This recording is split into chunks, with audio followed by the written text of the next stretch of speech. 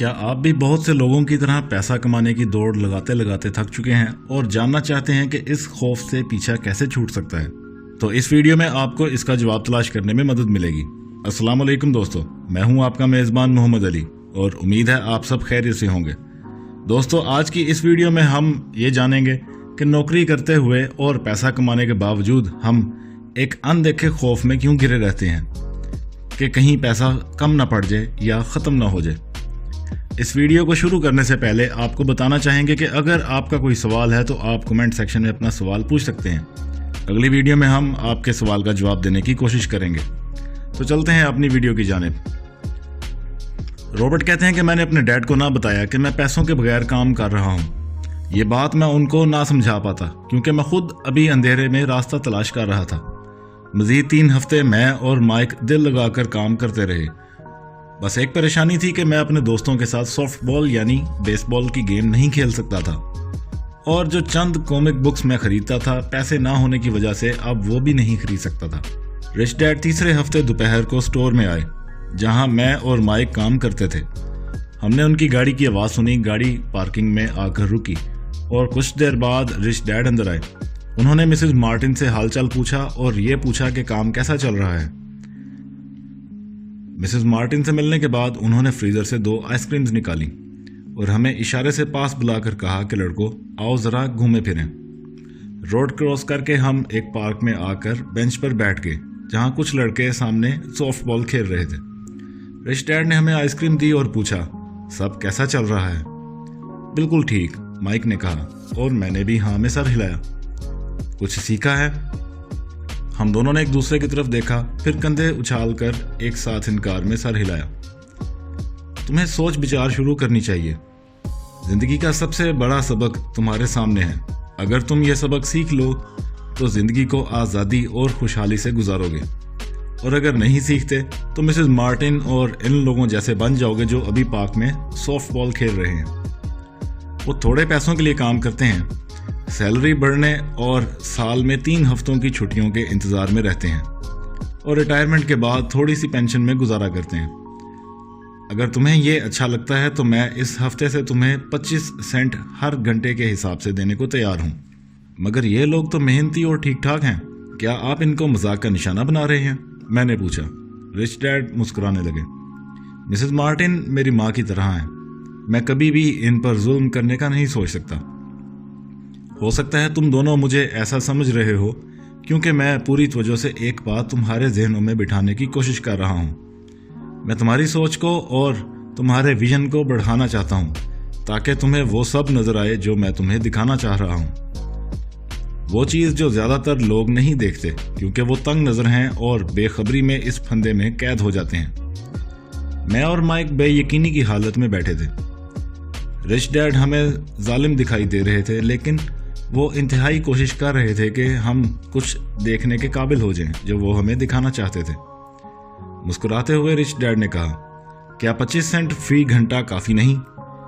क्या यह सुनकर तुम्हारा दिल जोर से नहीं धड़का? मैंने इनकार में सर हिला दिया, जबकि ये ऑफर सुनकर मेरा दिल एक्साइटमेंट में जोर जोर से धड़क रहा था। चलो मैं तुम्हें $1 फी घंटा अदा करूंगा, रिच डैड ने कहा, और ये कहते हुए एक शरारती मुस्कुराहट उनके चेहरे पर फैल गई। मेरा दिल तेज से धड़कने लगा। दिमाग कह रहा था कि ऑफर कबूल कर लो, ऑफर कबूल कर लो। जो मैं सुन रहा था मुझे इस पर यकीन नहीं था, इसलिए मैं चुप होकर सुनता रहा। तो चलो $2 फी घंटा कर देते हैं, रिच डैड ने कहा। मेरे 9 साल के दिलो दिमाग फटने के करीब थे और मैं खुद पर काबू करके बैठा रहा, वरना दिल चाहता था कि फौरन $2 कबूल कर लूं। आखिर ये 1956 की बात थी।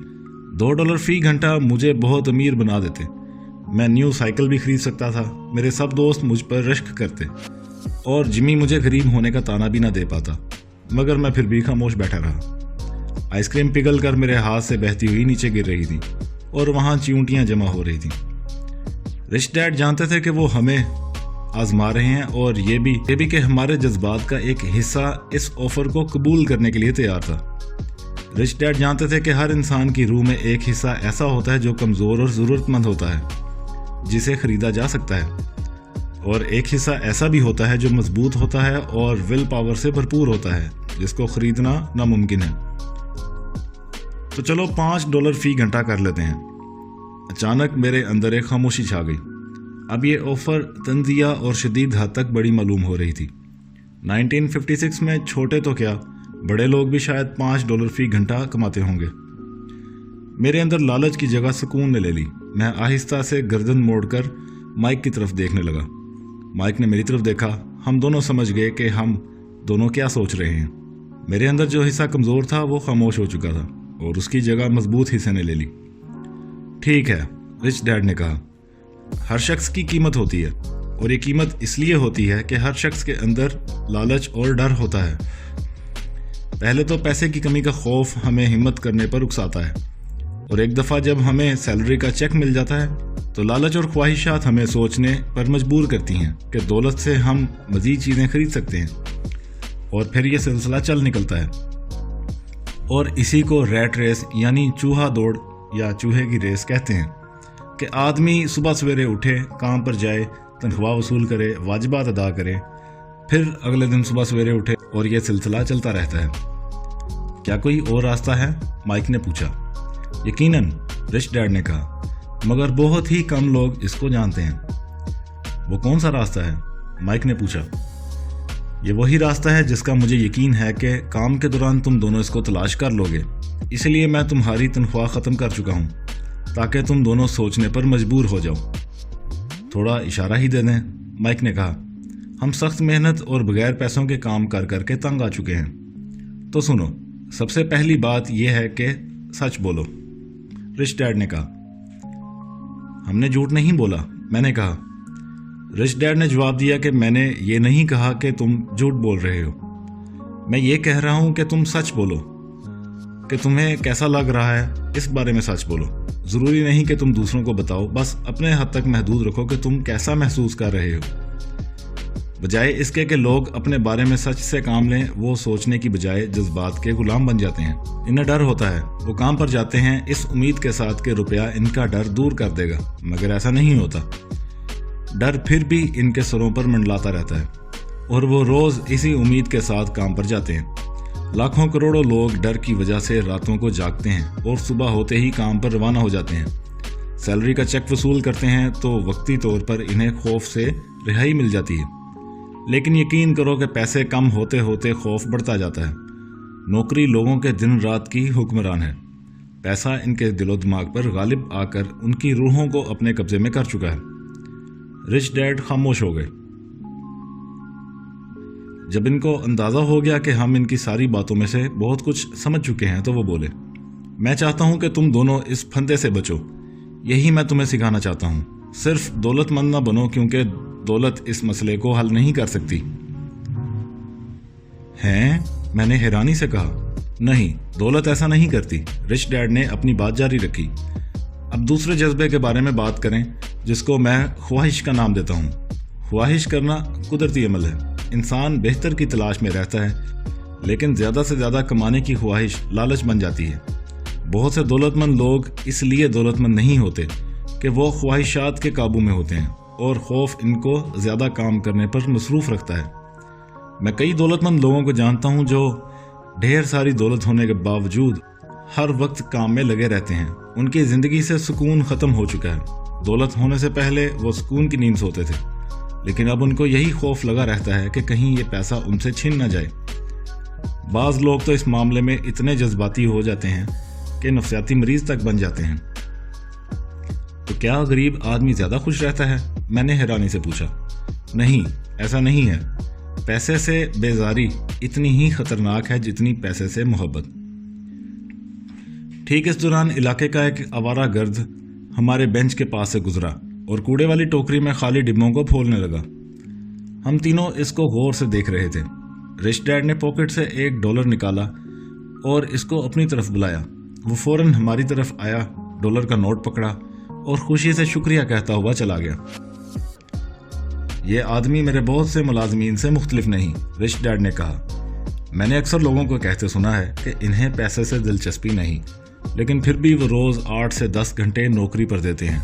ये दरअसल सच से मुंह छुपाते हैं, वरना इतनी मेहनत किस लिए करते हैं? मैं जब ये बातें सुन रहा था तो मुझे अपने डैड का ख्याल आया। मैंने उनको अक्सर कहते सुना था कि मुझे दौलत से दिलचस्पी नहीं है और महज इसलिए काम करता हूँ कि मुझे अपना काम पसंद है। तो फिर हमें क्या करना होगा? मैंने पूछा। क्या इस वक्त तक पैसे के लिए काम ना करें जब तक हमारे अंदर लालच और खौफ का हल्का सा भी पॉइंट खत्म हो जाए? मैंने पूछा। नहीं, ये वक्त का ज़िया होगा, रिच डैड ने जवाब दिया। जज्बात या फीलिंग्स का होना ही हमें इंसान बनाता है। अपनी फीलिंग्स के बारे में खुद से सच बोला करो और अपने जज्बात को अपने फ़ायदे के लिए इस्तेमाल करो, नुकसान के लिए नहीं। ओह, माइक ने कहा, जो मैंने कहा उसको भूल जाओ। ये अल्फाज आने वाले वक्त में तुम्हारे काम आएंगे। अभी अपने जज्बात का मुशाहिदा करो और इन पर रिएक्ट मत करो। बहुत से लोग ये जानते ही नहीं कि वो जहन की बजाय जज्बात से काम ले रहे हैं। तुम्हारे जज्बात अपनी जगह, लेकिन सोचने का काम दिमाग से लो। लोग ये नहीं सोचते कि नौकरी उनके लॉन्ग टर्म मसले का शॉर्ट टर्म हल है, जो मुसीबत को वक्ती तौर पर किसी हद तक टाल देती है। लेकिन खौफ इंसान का पीछा नहीं छोड़ता। लेकिन मेरे डैड तो हमेशा यही कहते हैं कि तालीम हासिल करो, अच्छी नौकरी करो, ताकि सोसाइटी में तुम्हें अच्छा मकाम मिले। मैंने रिच डैड से कहा। बिल्कुल ठीक कहा, तुम्हारे डैड से ही कहते हैं। तालीम और नौकरी ज़रूरी है, लेकिन इनसे खौफ दूर नहीं होता, रिच डैड ने जवाब दिया। तो आप क्या मशवरा देते हैं? मैंने पूछा। मैं तुम्हें पैसे की ताकत पर हुक्म चलाने की तालीम देना चाहता हूँ, बजाय इसके कि तुम इससे खौफजदा हो। और स्कूलों में ये नहीं सिखाया जाता। इस इल्म को जाने बगैर तुम पैसे के गुलाम बन जाओगे। आहिस्ता आहिस्ता रिच डैड की बात हम पर वाज़ेह हो रही थी। जो मिसालें रिच डैड ने दी वो देखने में थोड़ी जालिम मालूम होती थीं, लेकिन हकीकत थीं जिनको मैंने हमेशा याद रखा। उस दिन मैंने अपनी सोच को पहले से वसी पाया और मुझे वो फंता दिखाई दिया जो ज़्यादातर लोगों को अपने अंदर फंसाने के लिए हर वक्त तैयार रहता है। तो दोस्तों, इसके साथ ही हमारी आज की वीडियो का इख्तिताम होता है। चैप्टर के बकिया हिस्से के साथ अगली वीडियो में जल्द आपकी खिदमत में हाजिर होंगे। जाने से पहले आपसे गुजारिश है कि अगर आप as a volunteer content creator हमारी मदद करना चाहते हैं तो हमसे रब्ता कर सकते हैं। नए वॉलंटियर्स को हम वीडियो एडिटिंग सीखने का मौका भी देंगे। अगली वीडियो तक के लिए अपना और खुद से जुड़े हुए लोगों का ख्याल रखें। अल्लाह हाफिज़।